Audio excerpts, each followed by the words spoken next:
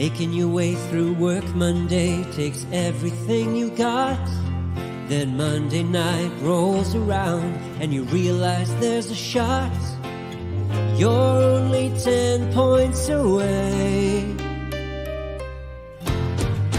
All those times when your team had no fight, they're just so gosh darn frail. Then your star quarterback let another deep ball sail, and your third round pick bet on his team. Then go check out our streets where everybody knows your game, and they listen to complaints. You wanna be where you can see our bodies bring you no shame. You wanna go where everybody knows your pain.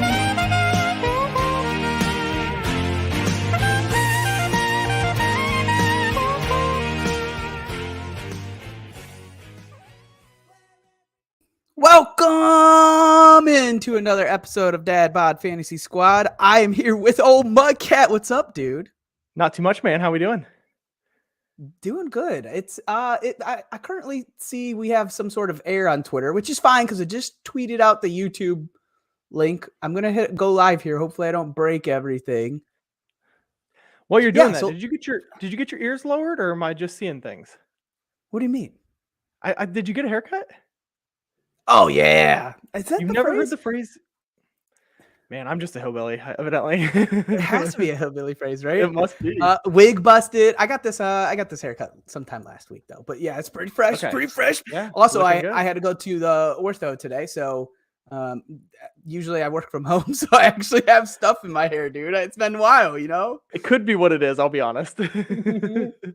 Usually, it's like freshly napped and just Yeah. It's either hat. There's three different things that you're gonna see from me on these typically: hat, freshly napped, freshly showered. One of the three. Yeah. And that's how I'll come in. But I like, look, man, I want to be presentable, but at the same time, it's like, man, this product, you got to go. Like, I don't want to sleep in this typically. Like, I'm not gonna do it for that episode, you know? Right.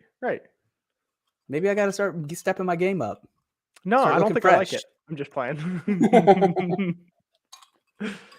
I do miss the beard a little, like the longer. I think after this wedding this weekend. Ooh, yeah, I think I could. I think I'm gonna grow it back a little bit. Good. Yeah.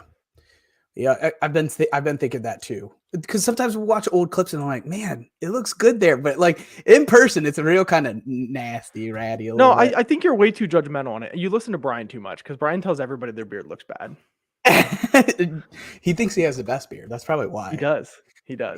We're about 3-4 weeks from him finally making an appearance this summer. Getting off of paternity leave. Yeah, the dad bod paternity. We offer nothing. That's actually a good topic. What do I get for paternity leave come September? That's mid-season. Yeah, so you get a good high five, couple weeks off, whatever you want. Couple weeks. Wow, that's better than expected. Well, we'll probably keep it closer to my normal salary. Yes, but okay, good. But if we need you, we're gonna have to pull you at earliest of 2 days after that baby is born. Okay. Yeah. Here's what it is. If it's let's say the baby's born on a Wednesday. If it's Monday or Tuesday, I'm trying to think the right way to say this. Yeah, let's say I have a Wednesday episode. I'm gonna take another week. I'm gonna miss 2 episodes. But if I record Wednesday, baby born Thursday, I'm back next week, baby. No doubt. No doubt. What if she goes into labor Tuesday morning and you have a Tuesday night episode? Can you run from the hospital and hop on? I actually should probably just take my mic with me. I don't know that I need to leave the hospital. Come in here live from the delivery room. Here's JJ. Yeah. That's good, dude. Yeah, I think that would be the best approach, is taking your mic and your webcam with you. I can pan over to Ashley as she's laying in the bed.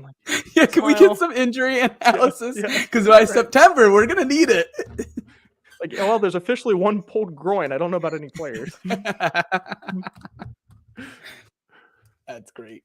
So I gotta pull up these ranks because I don't have them in front of me.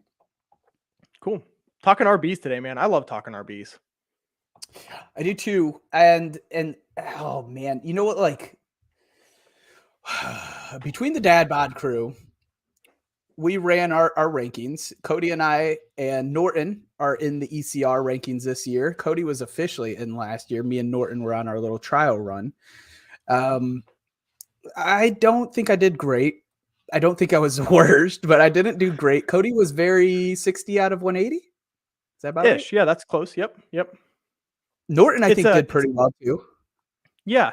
It was an I can live with it finish. Not a I'm excited, not a what am I doing? It's an I can live with it finish. Yeah, so like I guess the problem why I'm saying this is because I'm looking at these ranks that I did and I tried a different method. Wanted to try to kick off and get a little better each year. Yeah. The sad thing is like I feel very consensus this season. And like I both the things that we've talked about, I'll have my one stick out. And I don't like the feeling of consensus because like the truth is when you look at consensus and then you look at the year's finish, you're like, nobody was close. But also like shooting in the dark is tough too. Consensus gets you obviously middle of the road. I mean, that's pretty much mathematically what it's going to lead to. And so you've got to have a few outliers you really hit on if you want to do well in something like expert consensus rankings. It's definitely true. But I think you have a huge outlier. I have one. Again, I'm going to go like this is probably a theme. I'll make a I'm going to die on the hill. I'm going to make a not bold statement. We're not going to say who the player is yet, but start of the season, there'll probably be 200 ECR rankers. So 200 expert consensus rankers in Fantasy Pros. You will be number one on this player. I've zeroed out. Really? Out of 200. Oh yeah. Oh yeah. Yeah, so another interesting thing is like when because we're gonna roll into it in just a moment, but like when now that it's been addressed by you, it's been addressed, it almost locks that rank in where I have to leave him. He's 12, he's my RB12. We're like, say I do rank somebody higher, guess what that means? Somebody else has to go to 13. Like it's not gonna be him. That's your guy. Yeah. I'm sticking it now. Well, and everything we said, unless something fundamentally changes. Sorry, didn't mean to cut you off. No, you're good. Crazy changes, free agent or a signing or an injury, whatever. Sure. But yeah, sure. And looking at mine, like it's fair to say, like I feel good about my rankings. That's what's funny. I feel really good about my rankings, but I don't have that outlier or two that you're going to need in each category to really do well in this thing. So where you say, hey, I'm going to stick to this player I'm really high on compared to consensus, I've still got to find that player for me because I've kind of built my ranks. Okay, this is what I think. And now I got to find a couple people and say like, they could do this. So I better put them there. And maybe that's my shot. I think both of us, we're going to talk about somebody tonight. And I think both of us are going to end up after this episode, pushing some numbers up for them. Oh, sorry. It's the coffee. I also we were playing this episode is designed for us to essentially bicker, but we are so similar in a lot of our ranks that we only have one real discussion point for that. And we'll discuss one big difference. Thank you. There was a second, and it's the only other one was Travis Etienne. We're 10 spots different on, but we have talked about Etienne and Nauseam already, and I know we're going to keep talking about him. So there was no way I was putting him on here. As we go through our rankings, let's be sure to mention that though, because I'm lower than consensus on Etienne. So you're really low.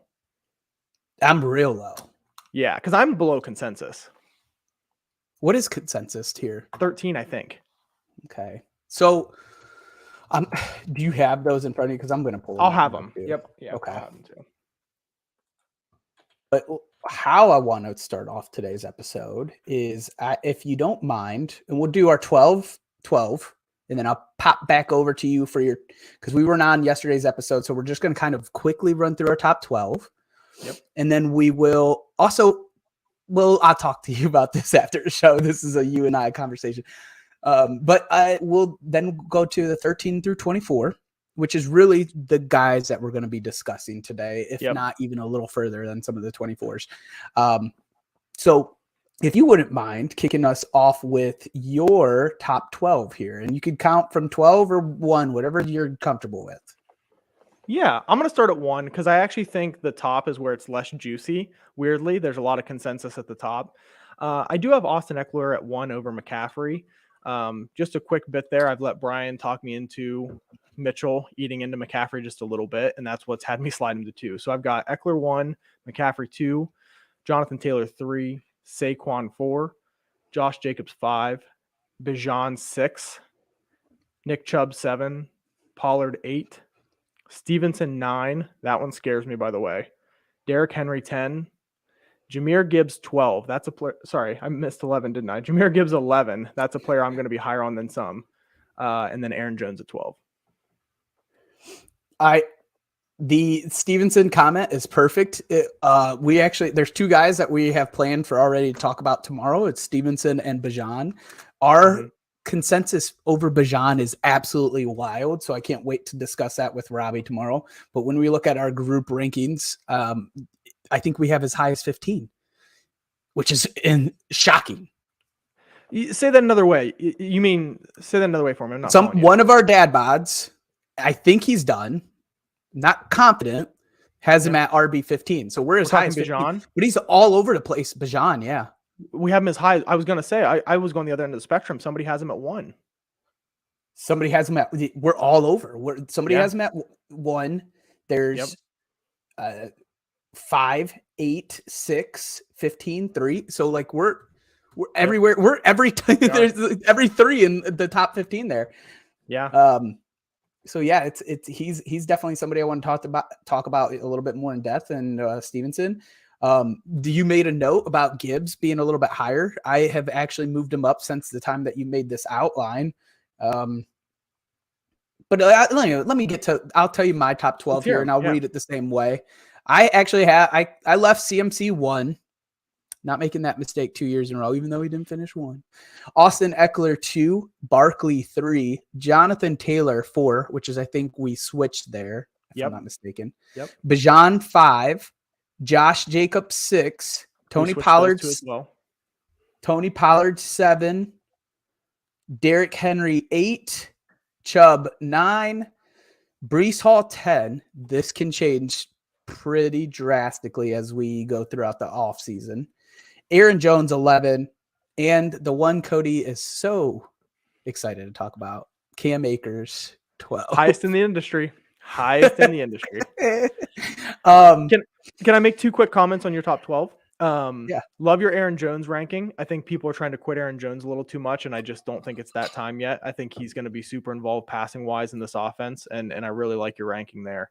And I already comment on Derrick Henry. I'm going to keep repeating this all off season because that's going to be my reason that you see me lower than other people in Derrick Henry. I told you last year, don't let me forget this. This is the last ride. And I'm staying true to my word. I'm going to keep. But last year was the last ride, so you're expecting a down ride. Yep. Nope. This is. Maybe you just start sticking on the guys like that you're lower on. Maybe that's your way to get in the. Maybe that's what my ECR thing is I drop Henry at 16.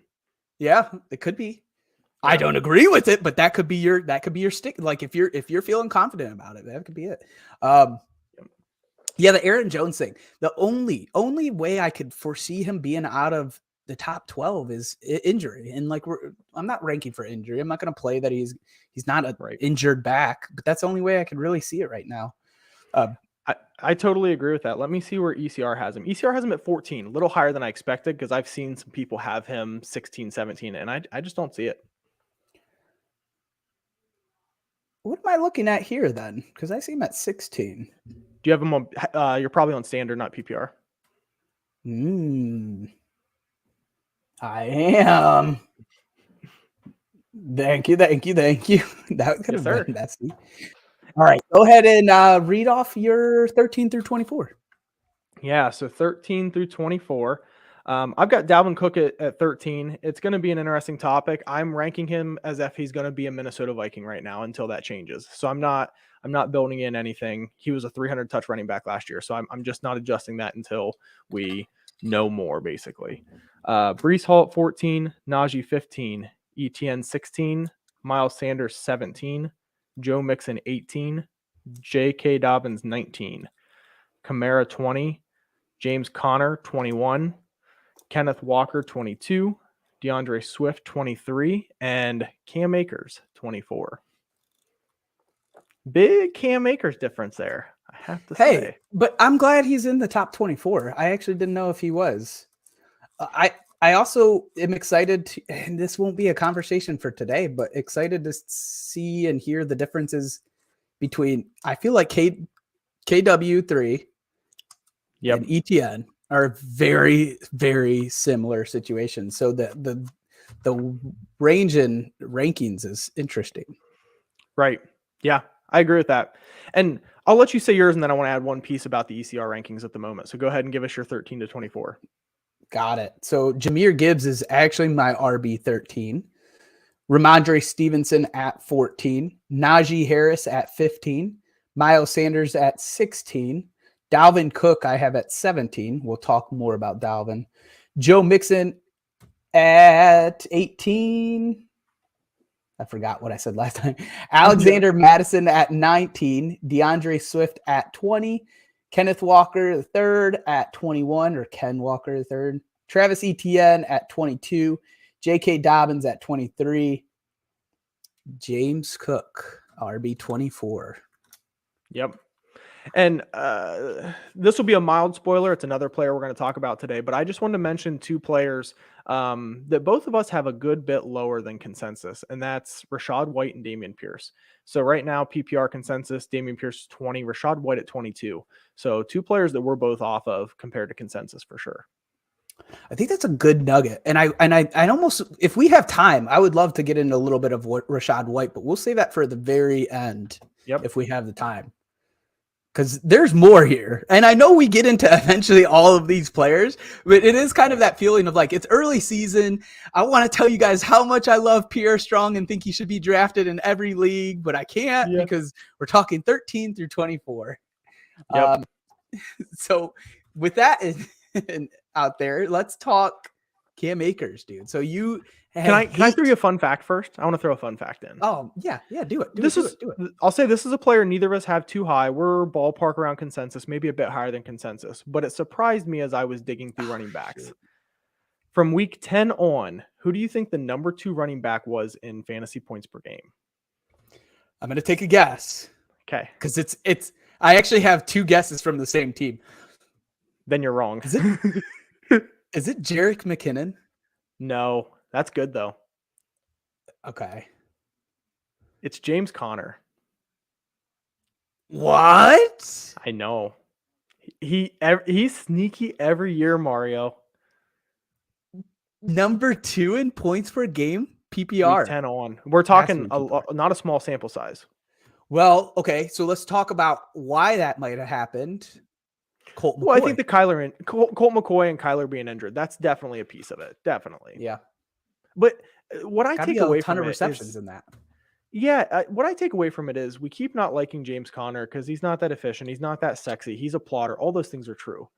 But he's effective for them. They use him, whether it's touchdowns or receiving work that you don't necessarily expect because he had huge touchdowns the year before, like 13 or 15. He just keeps getting it done. Yeah.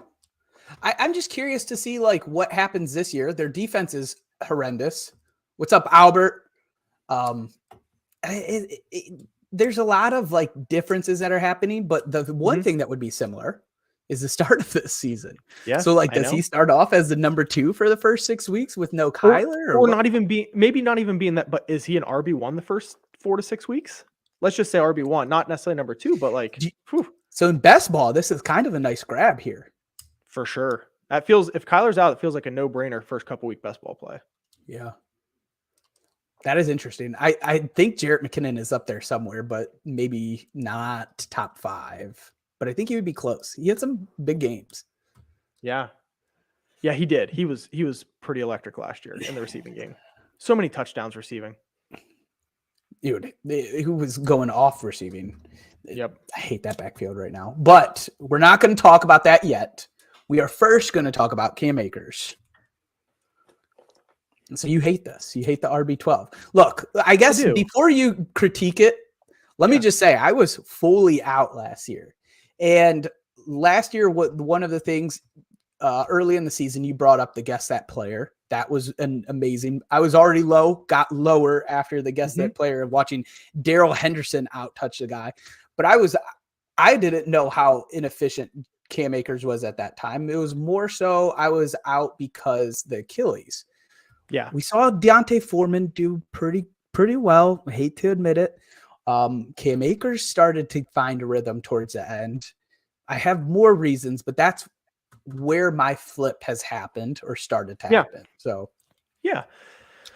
Yeah. And one thing you said there that I think is important. I've been on the record for a number of years, and it's been right a lot, where I don't touch Achilles players. We've talked about this in the past. I have historically not touched Achilles players. Deontay Foreman has honestly made me reconsider that somewhat. I have to at least acknowledge, hey, he really bounced back from this. Will Cam Akers bounce back too? Maybe, but I don't think we know that yet. And I think a top 12 ranking is saying he's bounced back. What I see is a guy that had 3 good games at the end of the year when there's no Matthew Stafford and no Cooper Kupp. This offense has Baker Mayfield and the Sisters Port receivers. All they could do was run the ball. They don't have Baker anymore. Yeah, that's my point. He needs Baker and no receivers. I got you. Cam Akers, amazing 3-game stretch. What a big sample size. It's just remarkable. 3 whole games. It's not even the offense the team looks nothing like it's going to week 1 this year. And so, I think that top 12 ranking is based off of something that doesn't exist now. This isn't necessarily a team that runs the ball more than anyone in the league. This isn't a team that is shown that they're really going to commit to one running back. I know the backups aren't that special, but neither is Cam Akers, in my opinion. So the fact of Cam Akers is the only guy, not necessarily. I mean, I think anybody could do what Cam Akers has done over 29 games in his career so far, because it's been 4.2 yards per carry. And so I just don't see this offense that is going to run the ball way more than it ever did. I think the offense looks way different than when Cam was successful for those 3 games. And I think 1,550 total yards you haven't projected for is wild. Not only rushing. I do probably have 1,550 total receiving. Yeah. That's a ton of yards, Mario. Yeah. I get it. I hear everything you're saying, but I think the thought that we're going to see Stafford come out here and throw to Cooper Kupp over 200 times, that's possible, but still, it's what was happening until the injury. They did it again last year. It's happened 2 years in a row. You're forgetting the fact that first we started the season off with Cam Akers in the doghouse. Cam requests a trade. It was all very messy, at least the first 8. Oh, wait, did we forget? Darrell Henderson was there. Then Darrell Henderson gets cut. So you're telling me that they don't have faith in Cam Akers, even though they're cutting, what is his career yard per carry? 4.5, 4.6? Yeah. Darrell Henderson. Crazy, by the way, in my opinion. So they're cutting this guy, Darrell Henderson, who catches passes, does it all in the backfield. He's not amazing, but he's pretty good to be a second RB. They cut him because they said, we're rolling Cam now. I don't know what else would be the reason. I think to some degree you're right, but I think what you're giving too much credit to is the amount of work he got in those 3 games. He had 45% of his yards in 3 games, Mario. And so it's not like when did Darrell Henderson get cut? It was probably week 9, 10. We didn't see Cam Akers go off until week 14. So it's not like they cut Darrell Henderson and all of a sudden Cam Akers is top 12 RB. He was still nothing. I thought it was later, but you're probably right. I feel like it was 9 or 10, but I could be wrong on that. But it's not like Darrell Henderson was gone. To me, I don't remember this. And then all of a sudden, Cam Akers gets 25 carries a game. No, Cam Akers got 25 carries a game because they didn't have an offense. They had a high school offense in Cam Akers. What else are you going to do? So November 22nd is when Darrell Henderson got cut. That would probably be somewhere weeks 10 through 12. I would say that's fair, yeah.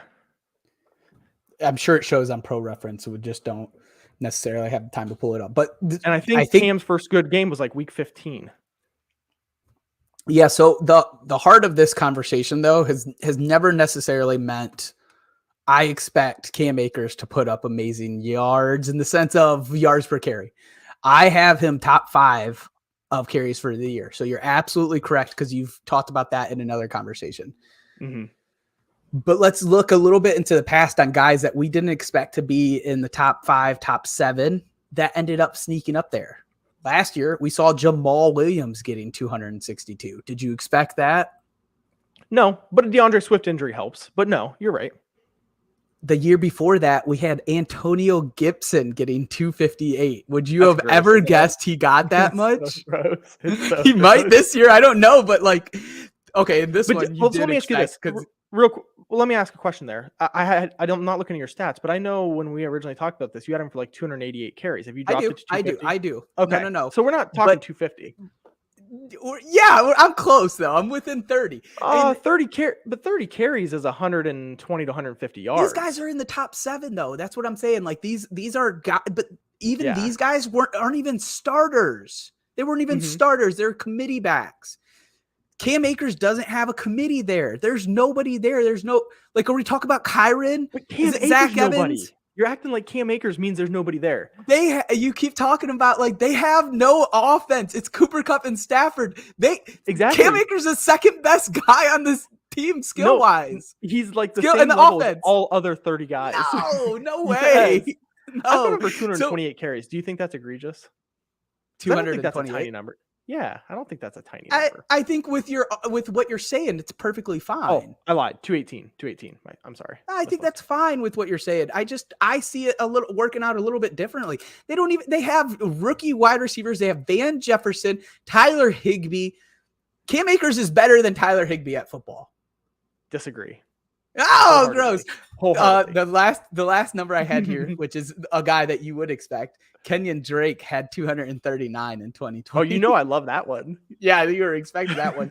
So I mean the thing is, like, the receptions I may have to adjust, but again, I'm already kind of pigeonholed into this RB12. What do you have him at for receptions? I actually think I probably won't fight you there. It's not horrendous, but it's Is not. it 30s? Reception wise, 37, 45 targets. I mean, you might be 5 catches high, but I don't think you're egregious.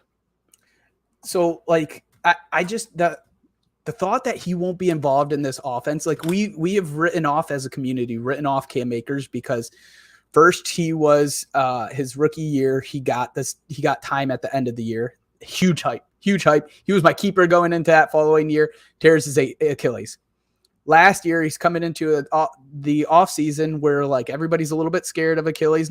Actually, there's a lot of people that were still high on him. Yeah, I disagree with what you're saying. I think this is what's happening though. The whole time. It's not that people quit him. He's continually overhyped and he never delivers. Nobody's overhyping him this season. You are. I know, because this is one of those ones where, like, we've written him off and then it's going to come and surprise a bunch of people. He's in the top 24 again, and I think that's fine, but, like, he keeps being ranked in the top 24 every year, but he never finishes He's there. young. He disappoints every year. He's a basket of disappointment. It's so unfair to say that because his rookie year, he wasn't coming in as a rookie. He wasn't overhyped. I can't remember why. I'm trying to think if Gurley was there his rookie year. That would have been. He was pretty hyped. I'm not saying he was ranked as like a top 12 running back, but, like, people had we a lot put of up Cam AP. Akers I don't think it was that high. I There was a think lot of for where Cam he was Akers love in drafted, it is. 2021. I don't know. I feel like he's been hyped and never delivered on it. This will be the 3rd year in a row. I don't think he was all that hyped coming in as a rookie. I think Gurley was still there. 2020? Yeah, but maybe it was I guess Darrell maybe what I'm Henderson's getting at, we all were ready for Darrell Henderson that year, I think. Yeah. You have to give me a little credit, too, because I've been the guy that keeps being right on Cam Akers. You're not giving me any credit there. I did give you credit. I told you. I talked about your guest the player. Yeah, but you should take my advice now then. Oh. I got to say real quick, Brian was funny the one day. And I don't even, like you said, you're not even sure it's what he really meant. There might have been a disconnect in text. But, like, I forget what it was, but I think I ranked him like 36th and he finished 38th. Or I ranked him 38th. Like, I was dead on Cam Akers last year. Literally nailed it. Whatever it was. I was like 2 spots off. And Brian's like, yeah, you just always hate on Cam Akers and you're never right. Like, something along those lines. Like, what are you talking about? I'm literally like, I know Cam Akers like a picture book. I know he's not good at football. It was, I was like, you guys are just really saying the same thing. Todd Gurley was in Atlanta that year, so it wasn't Todd Gurley unless he got traded. Ooh, Cam Akers, 2020. No, he ADP, got cut, didn't he? He didn't get traded. 54. RB54? Total 54. So he's see, that's hype. It's high. It's hype. It's higher than I thought. Under-delivered his entire career. This is the year. All right. We got to keep it moving, though, unless you had any more points to make on Cam. Nope. I'm going to enjoy watching this. Yeah. I think this is the second. Well, I'm excited for Jordan Love. These are two guys that I feel like I'm not like gun ho like I was on my die in the hill players last year. Swift, I was excited for, dude. There's other people that were in on him, and he let me down. So, yep. Let's discuss J.K. Dobbins here. All right, and we're both relatively low. What's consensus? Yeah, consensus on JK is 19. And I have him at 23, and you have him at 22, I think. 20 maybe? Can't remember. 19. 19. Okay. You need one more time on consensus? I'm sorry. 19. So you're right at consensus. The question I asked you to kind of think about before today's episode is, are we – I'm starting to think I'm too low. And even probably a little higher than 19. Are you feeling the same way? A little bit. And I feel like, so like JK, you know this, JK's a guy I traded for in Dynasty, and he's a guy that I've hyped up some. And now I do feel like I'm like a little out on him. Obviously 19's not totally out. But I think I've let some of the chatter get to me, and maybe I shouldn't. You know, I've let the Lamar's going to throw more chatter get to me. I've let the injuries, can he bounce back, get to me. But the reality is he's been maybe the most efficient back in the league since he's came in. Obviously, there's been injuries, but he had 5.7 yards per carry one year, 6.0 another. And so we're not just talking about a guy here who's like, oh, he's in a rushing offense, so he'll be all right. He's been legitimately star level talented. Hasn't come out in fantasy yet because of those injuries. He can't put a full season together, and those things worry you. But I start looking at my rankings and with the question you prompted me with, and man, do I really want to put Miles Sanders over J.K. Dobbins? I think Miles Sanders is a really effective running back, but I'd rather have a running back in the Baltimore offense than Carolina when I start to think about it. And do I really put Joe Mixon with some of his struggles and some chatter about his backups? Do I really think Joe Mixon should be ahead of J.K.? You even start looking at, guys like Travis Etienne. He's an interesting one because you draft a running back, might not be quite the same workload. There's all the chatter about him getting less work. I know that's something you've talked about.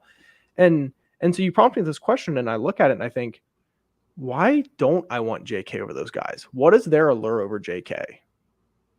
I think that even funny about all the guys that you mentioned, those guys are half of the reason those guys are up there, even Sanders to a point, because there's nobody back there, is because those guys were like, they're going to catch some passes. Yeah. And the concern right now, I think for the community, I think for anybody who's looking at JK is he going to catch passes?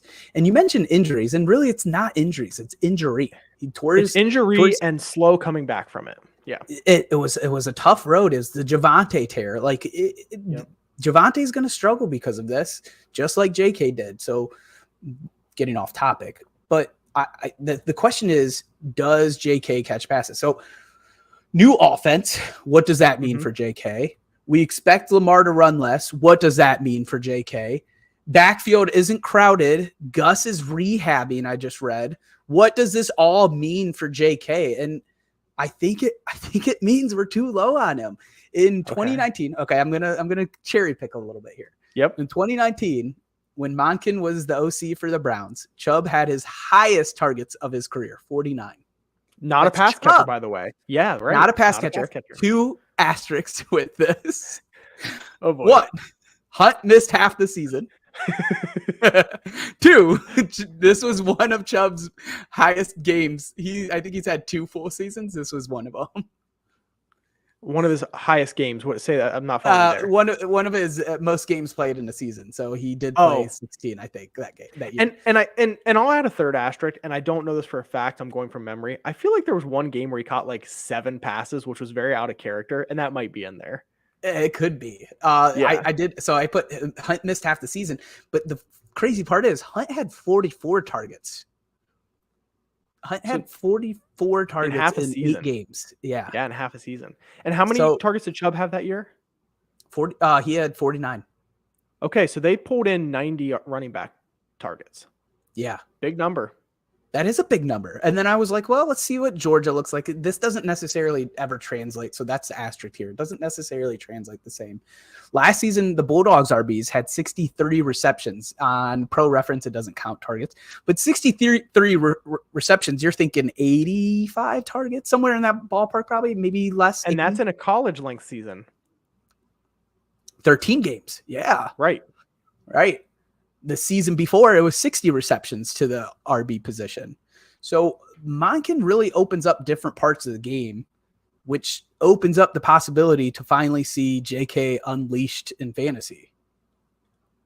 I like that. You know what I'm doing? JK is my player. This is it? Did I convince you? I'm going to move him up after this episode. I got to think about it. I don't think I can bump Aaron Jones at 12. He's going to be 13. That's just where I just decided to put him. Well, I was really surprised with your ranking on him out of everybody. Because I do like him. You're right. You've always kind of went to bat for him. Yeah.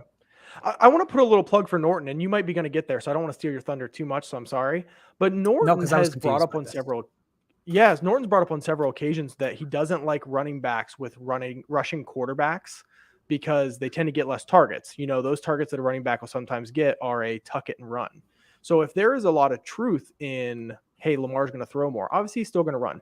But if he's going to throw more, that's a good reason to say, hey, some of those opportunities could come JK's way that otherwise would have been a Lamar scramble. Yeah, I think that's the scary part for everyone, right? Like you're looking at not only a different OC, but is Lamar really going to take a little bit more of a back seat on his scrambles? And it's hard to say. Does he evolve his game into, I'm not saying Patty Mahomes level, but Patty Mahomes is a scrambler who doesn't run, but he dumps off or he gets rid of the ball somewhere. So it's interesting. We had a comment come in here, say Lions better, but good luck. I don't know what this is in reference to though. And it just popped through 2 minutes ago. Yeah. Lions are better. Lions better. Give us a little more. Give us a little more of the sauce there. Yeah. Next conversation piece here. I don't think this is going to be super exciting. We can kind of go through it quick. Dalvin Cook, are we too high? Are we too low? Is it just too unknown? It's too unknown. And for me, and this is probably just a difference in our rankings because I heard where you had Madison. I am ranking Dalvin as a Minnesota Viking until he's not a Minnesota Viking. And so, you know, with Madison there for several years, Dalvin Cook was still a 300 touch player last year. And so I'm going to rank him not as a 300 touch player necessarily, because I mean, I just think that's a big number. But you know, I've got him for 290 ish. I just think that's in a normal pace for his career. And as long as he's a Minnesota Viking, I don't think I see the huge change yet. So I'm ranking him as a Viking with a little downtick from last year, puts him at RB14 for me once JK moves his way up the board. I just can't make the moves yet. That's really where I'm at on Dalvin. Yeah, I think the thing that, like, obviously the landing spot will dictate a ton here, but there's not many teams where he'll get 290 touches. I don't think. Like even Miami, I don't think he gets 290. Yeah, but I'm ranking him as a Minnesota Viking. No, I know. So that's what I'm saying. So that's why I think I'm too high, because I inevitably don't believe he's going to be a Viking. He finished as RB11. His efficiency was down last year. It was 4.4 yards per carry. He is starting to lose it. For the first time, he played a full season, which was surprising. I do think he struggled with his shoulder in a lot of those games. He ended with his yardage. Yeah, in last season, I think it got to him a couple times. Last season, he ended his yardage count the same that it has been the last 3 or 4 years, which is 1173. It's right in the same range as his yards, but he's played less games in those other years. Yeah. What else do I have here? His receptions were at a second lowest since 2018. That was odd. Well, and to me, this is just me. That's a Hawkinson problem, and it's going to continue. That's where it's like, do we expect him to catch passes on this next team, or was this always Minnesota needing a pass catcher? So he's showing these signs of being old, kind of a little bit washed, not completely. Like there's just regression coming in, and I don't know what 28 situation. By the start of the season. We're getting there. Yeah, what situation would we want to be higher on him? I just think we might be too high on him. Like I don't know what. As soon as he gets traded, I think he slides down. I think you're right. Yeah. So Minnesota, like you're just having it there as a placeholder essentially. Yeah, I mean, I'm ranking him as if he starts the season as a Minnesota Viking until it's not true. Yeah. But you're right. I can't really envision much of a landing spot where he's going to move up from where I have him. Down is the very likely track he takes. I wonder if totally that's agree. how consensus will kind of roll out with him too. Let's see. Let's look at consensus and see what they're doing with him right now. Where is he? He is RB18. Mm-hmm. So some of that is definitely built into consensus already. Yeah. I get close to the like mid, I don't know, 20 to 24 is probably where I go. I just got to know more. Yeah. I can't, that's part of the reason I'm ranking him as a Viking, because I don't feel like I can, from, it's going to be tough all around. I can't put a projection for him if I don't even know who he's playing for. Even when you know it's going to be a tough ranking. Right. One thing that will make Robbie's skin crawl, Dameon Pierce snubbed from both our top 24s. It feels and I'll wrong. Acknowledge we could get burned on this one. I'll acknowledge that. It feels wrong. Why for you? Well, here's what it is. Partially. These running backs in, I'm going to say, 20 to 26, 20 to 27. So the guys I'm talking about are Kamara, Connor, Swift, Akers, Pierce, White. They're all guys that are so similar to me. Truthfully, that's a group of guys that I don't necessarily really want. They're sort of the first guys I don't want as my RB2, even though some of them are going to rank as RB2s. And I'll probably pull Connor from that statement, but they're just not my guys probably. And so I feel the same sort of meh about that whole group. So if somebody wanted to put him at the top of that group, I'd be okay, whatever. Somebody will put him at the bottom, okay, whatever. There's probably a 6-8 player window there where I have no issues with Dameon Pierce being there. This is the only tier that you're like, yeah, you could wiggle these any way you want. Scramble them up. Yep. Scrambled eggs. Yeah. Yep. I don't love any of them, and I think you can make a case both directions on any of them. But so, maybe I'm a little low and maybe I should slide him, in that 20, 22, 23, and I wouldn't fault somebody for that. But I just look at it and, I don't know that I really think this offense is going to be all that great again. He was 20th in points per game last year, I believe, in PPR points per game. So, what you felt in fantasy, I don't think played out exactly. And can you fact check me on that one, Mario? Because I will. Yeah. It doesn't even sound right saying it. So I could be missing there. But, another thing I see is the Devin Singletary situation. And I'm not saying Devin Singletary is a stud, but here's the difference. Dameon Pierce got to own that job last year in the way that Mario thinks Cam Akers is going to own the Rams job. It's really kind of similar. Honestly, it really is not dissimilar. You're right by 20, by the way. Slower start and then kind of a slow real finish. Back end was not great before injury. And so I think everybody felt better about Dameon Pierce than he actually performed when you look at him on a per game basis. Yep, that's right. Mm-hmm. It was that stretch that was really nice, which is great to have. That's not a knock on him necessarily. I'm just, somebody's like, Dameon Pierce at 20, how would you rank him at 20? Well, he's 20 last year. Like, I don't know what you want me to say. But, the Singletary thing is big to me. No Texans running back last year had more than 42 carries. They just didn't give the ball to anyone else. And Devin Singletary is a guy who's eclipsed 150 carries all 4 years of his career so far, every single year. As kind of a backup? I don't know. Of a backup. Do I think he's going to get 150? Actually, I probably don't. But I think he's going to get 100, 110, 120, and that's different than 40. And so if you even talk about pulling 40, 50 carries off of a somewhat ineffective running back in a bad offense, I don't know that it looks that pretty. Yeah, I mean, you're bringing up like you're digging here, right? You're is it a reach or is it good? No. I think you're like what you're pulling out right now from this memory and what I had to search here and everything. Like this is people victory lapped Dameon Pierce after it was like week 6, week 7. He was killing it. All the talk. He's huge trades, huge packages to get him. Nobody goes back. The last 4 games were very pedestrian. I think it was 4, 8, 12, and 12. Then he gets hurt. Nobody goes back, right? You victory lapped. It's done. Everyone moves on. Right. But was it good? Was it a successful season? Yeah. And that's what you're saying. Was it a successful season? And I don't it was know fine. if it was. It wasn't unsuccessful. It wasn't. But I don't know if it was so successful. And it was definitely better than ADP, I think. But he rose. Oh, yeah. He rose a ton. Yeah. So I mean, I'm with you. And like the argument that I would make to somebody that says, why is he out of your top 24? I believe the same. Like, I believe Singletary is going to be involved on passing downs. They at one point were doing this with an incredibly washed Rex Burkhead. I don't know if he got hurt or if they kind of just said, you're bad. Singletary is a sneaky career 4.7 yards per carry guy. He had 40 targets over every season he's played, over 50 targets the last 3. I don't think his signing was as minimal as the Dameon Pierce crowd believes. I actually think Devin Singletary has some value where he's going because of this.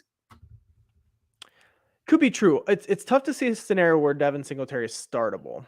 I think he's cheap enough. There's value, but I don't like his path to fantasy relevance, if that makes any sense. But like, just to add one more thing, like Singletary's been over 1,000 yards the last 2 years total.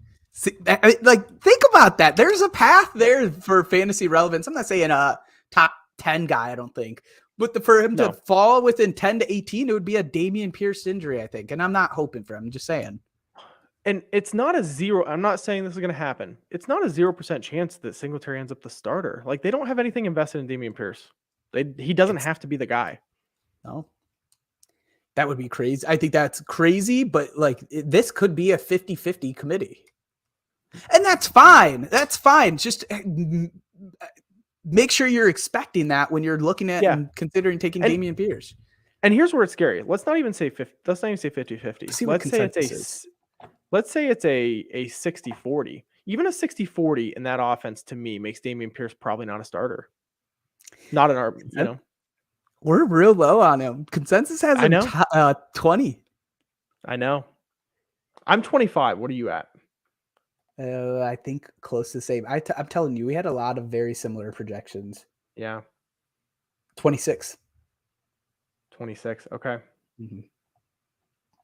It felt wrong. I remember seeing him outside my top 25, and I was like, "This ain't right." I don't think. I know, because there's a lot of hype. It's not being talked about. It's not being talked about. And it's so funny because like both of our stance here isn't necessarily a knock on Dameon Pierce. Like, I don't think he was bad. I don't think he's a bad football player. You add a running back. It's not that good of an offense. The successful period wasn't that long. What do we got here? Yeah. Yeah, I think like if he would have came out of those 4 games and kind of went off for the rest of the season, that makes you even wonder if they would have signed Devin Singletary. It's true. There's just a lot. Yeah, that's another thing to say. Like, the signing of Devin Singletary, people can be like, oh, whatever. But Singletary is a much bigger addition than anything they had on that roster last year. Oh, way. And I mean, like, again, it's just Buffalo really didn't value him. Yeah. He's been fine efficiency-wise. He's been pretty solid. He's been better than he gets credit. Like, 1,000 total yards the last 2 years. He's a fine football player. It's the poor man's Miles Sanders, who's now the rich. Like, Miles Sanders is rich now because of Carolina, but Singletary is the poor man's Miles Sanders. What do we got left? That's going to be a soundbite. I like that. Isaiah Pacheco. Cody asks, we might be too low on him. What do you have him at? Let me get back to mine. I was on consensus here. I've got him 27. Let me see where consensus has him, because I'm at 27. And I don't know. I think everyone could be low. Let me say that, because I don't think anybody. I don't have him fully ranked yet, so you can't count mine yet. That's fine. That's fine. Consensus has him 29, so I'm pretty close to consensus. But here's what I start looking at a little bit. You know, Jerick McKinnon caught lightning in a bottle last year, and it might be real. But he's done that 2 times in a row, right? It might be real. That's what I mean. It might be real. But I think there's a chance that, I think there's a chance they showed they might like Pacheco. The first 8 games, he only hit double-digit carries twice. First 8 games, he only hit it twice. Clyde disappears, and he had double-digit carries 10 of the next 12 games, including the playoffs. Yeah. So it's a tale of two parts of the season for me. Now, even in those last 12 games, I'm not saying he was a top 12 running back. I'm not selling that pill at all. But I think Pacheco is definitely Where did he start double-digit getting carry. Where did he start getting them? Week 9, 9th game. So 9 through 12 games, including the playoffs. Pretty large sample size. So 10 of 12 games. So that's where I start looking at this and like, hey, I feel like we're ranking him a little bit on his entire season rather than what we saw his role turn into over the season. I've still only got him for 206 carries, so it's not like I think he's this crazy bell cow. But I might be low on that. He might be their running back. Now McKinnon doing his receiving thing, those kind of things. He might be the running back. I don't know. That's no, and I think that's fine. He finished as RB22, just total points in the week 9 through 18. So 9 through 18, he was. Say that again. RB22. Yeah, and so if the McKinnon thing doesn't continue, and you think there's any uptick from that, there's teens upside here for sure. I guess the problem that I'm having with this, and it's something that I've probably mentioned but not got into yet. Well, first off, I'm absolutely annoyed by this group. Pacheco, McKinnon, Clyde. Yes. And I'm also annoyed with the San Francisco 49ers QBs to the point where I don't want to do anything with them. Right. So it's hard to rank these guys. But what you're saying is all based off of Clyde just being not involved. And I have looked to figure out what the Clyde Edwards hate was from a Kansas City perspective last season. And I am still looking because what happened was he started off fire in the first 4 weeks. It was pretty solid, especially for fantasy, but efficiency wise, it was great. I don't know if they started noticing something. I don't know if he had another undisclosed injury. What happened in week 5 where they just stopped using him as much, and it drastically went down and down and down. By week 11, he was hurt. He got hurt pretty early in that game, and then that opened up even a larger.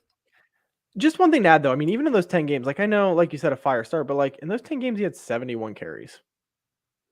Yeah, and it was just more in those first 4. Yeah, and that's encouraging to me, actually, because to me, it's Pacheco getting that job. And I don't think we necessarily acknowledge it that way. But maybe that's where our disconnect is. Well, I have a hard time thinking that they're just giving up on him. I think he's going to be involved in this offense. You might hate this. He is one of them that I have ranked, and I currently have him at RB35. Clyde? I don't necessarily think this is Pacheco's backfield yet. I don't know whose backfield it is. I am just not. Yeah. I would like to hopefully know more by start of season. I think Clyde is still going to be given a shot. They didn't pick up his 5th year. I've got him RB53. I think he's the RB3. You think he's the RB3? McKinnon's 31 and the size of... McKinnon had 9 receiving touchdowns last year. Clyde Edwards-Helaire doesn't know what a touchdown is. The crazy part is Clyde was used in that receiving role early on, so I don't know what happened. And I can't think that McKinnon is getting... But he's got to be slowing down. Here's where I don't agree. You're like, you say like, oh, he got all these carries and he was using this receiving role. He had 17 catches in 10 games. That's not exactly being used. I'm telling you though, I'm not talking. I know that it doesn't help my point by any means. I'm just talking about those first 4 games, and I know that doesn't help my point. But I just don't know what happened I should look at his first 4 games because I'll be honest, I don't remember those first 4 games, so I should look at them. Look at them because it's just so odd, dude. He was. Are you sure? He was RB6. RB13 in week 3, RB9 in week 4. Like he was given 19 carries. Am I looking at something wrong? Oh, I see. It's not a ton of work. No, I mean he had 7, 8, 7, and 19 carries. So he actually had 1 game where he got work. 1 game the whole season he got work. I mean, but he was getting targets 3, 4, 5, and then 2. That's a good pace. If you, I mean, again, I'm not expecting him to pace this for a full season. Yeah, it is. That's a good pace. 3, 4, 5 is It's a good 12, pace. 14 in 4 games isn't bad. It's not. He only got 3 the rest of the season is what kills. But I don't know. That's but I just don't know what happened. Like everything, all of his. If you look at all of these, everything was working out. Was his pass blocking bad? I don't know what, like Kansas City was like, no more. And I don't know if that changes with Nagy. Does things change in this backfield with Nagy now? I don't know. That's a fair point. It's the hardest backfield to rank, I think. It is. It is. And there's a decent chance that I think there's going to be an RB2 out of this backfield. It's a low end, but I think there's going to be an RB2 out of this backfield. Do you disagree with that statement? Do you think this is just a backfield you don't think anything comes out of? I'm staying away from it. Like Clyde is the only one that I'm buying because his is here McKinnon. I think he might go behind McKinnon in like best ball right now. And I've loaded up on best ball because it's so late. I just want those. What you just said, you seem this is kind of wild to me. You seem so surprised that Clyde Edwards-Helaire goes behind McKinnon. McKinnon tripled him up in fantasy points last year, probably. I know. I that's not weird to me at all. So I just haven't got over the fact that I maybe am just holding on too long. He was first round capital. Yep. I knew he's that on his contract year. He's like, you ready for another poor man's? He's poor man's Josh Jacobs. Like he reminds me a lot of Josh Jacobs, just not as efficient and not as good. I'm not saying that he is, but there's a lot of like Josh Jacobs kind of through years 1 through 3. It was, I would say average considering what we saw last season, which was his contract year. Yeah. I think efficiency wise, definitely average. I think you're right. I mean, he obviously was given the job, which Clyde's never had happen, but yeah. There's a lot of differences. It's just, I guess the situation almost feels similar. It's just Kansas City is so much better and has so many more weapons and has a better coach. So all of these things didn't get to play out the same way Josh Jacobs got it to play out. I know you had Pacheco really low and you said you weren't quite done with his ranking, but do you think you'll rank Clyde over Pacheco? I don't think so. I think I left Pacheco because I have no clue what to do. If you looked at my stats, you could see that it's 0.9965 on his attempts. Usually if it's 0.9965, that means I left it to the formula and then I'll come back to it. Yeah. Like if it's not that, So I have not touched it at all. And here's where it is scary. This is where the range of outcomes is so big. And so I'm sitting here selling this pill of like, hey, if Pacheco's the guy, this is an interesting job, which I think is true. I really do think it's true if he's the guy. But the flip side of it is I have him charted out for 206 carries. There's a world where he gets 96 carries. Mm-hmm. That's hard. I think and we're at June 7th today, but I think the move is don't take any of these backs. I'm going to take Clyde probably in my drafts because he's going like close to the last round. So I'm okay with that. Yeah. But Pacheco is not. Pacheco's going probably somewhere from 7 to maybe earlier, 6 to 9, maybe. I doubt it because he's being drafted as an RB3. 6 to 9 he's might being be drafted as RB2, no? No, I think he's like 29. 29. Why am I thinking 20? Who is 20? I could be wrong on that. 29, you're right. 20 was Dameon. So so what did you say? Maybe 7 through 10? Yeah. Maybe I'm crazy on that. They don't have, that doesn't have, I think he goes probably closer to the 7, 8, 9. He could. I can't draft Pacheco before the 9th round. That's what I'm saying. I'm going to bite. Because the upside is capped. Because he's not catching, he's not going to, where's he going to catch passes? Because I think at some point it could be over for Jerick McKinnon, and I think running backs are going to catch passes. Do you think that's just Clyde just sneaks right up into that though? I think Clyde's RB3. I know, but like if McKinnon was toast, you don't think it would just go to Clyde as the pass catcher? Pacheco started getting targets late in the year, but they were very minimal. 4, 7, 8, 12 targets in that stretch that you mentioned. In the stretch you mentioned, plus 2 more on the year. So 14 total. 12 in that stretch though. Yeah, it's not a big number. I But was sitting McKinnon here. was tearing up at that point. Yeah, I want to throw something in on McKinnon real quick, and this is not something I feel confident in, and I'm probably going to make this trade at some point, but I got to clear a roster spot first in Dynasty. I'm sitting here saying it could be over for McKinnon, and I don't mean over, but I just mean, hey, I don't know that McKinnon runs back 9 receiving touchdowns on 71 targets. That's a better way to say it. I don't know that he replicates that, but he is incredibly cheap on the off chance he does. And if he happens to be that player again, which there's a chance he is because he did it through the end of the year, they kind of found something in this offense that worked with him. He's done it 2 years in a row. He had 13 catches in 21, so I don't think so. Oh. But he's done it in his career. I mean, he's had 54, 68, 46, 71 targets. He's a receiving running back. It was the playoffs. Okay. He had 17 catches in the playoffs of 2021. Yeah, I like that. So end of 2021, he started coming fire. He was actually rushing pretty well in those games too. Nothing amazing. Yeah. But the pass catching was insane. So where I was going to go with this is he's a player that I actually don't mind stuffing on your benches very, very late because I think he's an interesting bye week fill-in flex. There's not many players that you can have on your bench and draft that late that had 9 touchdowns the year before. He's definitely a candidate to catch you 4 passes and get you a touchdown on a bye week fill-in in your flex. And we talk about trying to put a receiver in our flex, which I'm obviously a fan of, but he's a player you can draft for almost nothing and do that with. And in Dynasty, just add to it, he was offered up to me for a 2025 third rounder. And I just haven't done it because I haven't cleared a space for him in that league, but I think I'm going to try to add him just for that. I mean, I might start him twice next year. If I can if that's the price tag for a guy I might start a couple times on bye weeks, I'll pay that all day long. I don't know if this is going to scare you at all. He was everything will scare me. He was very MIA in playoffs last season in 2022. Okay.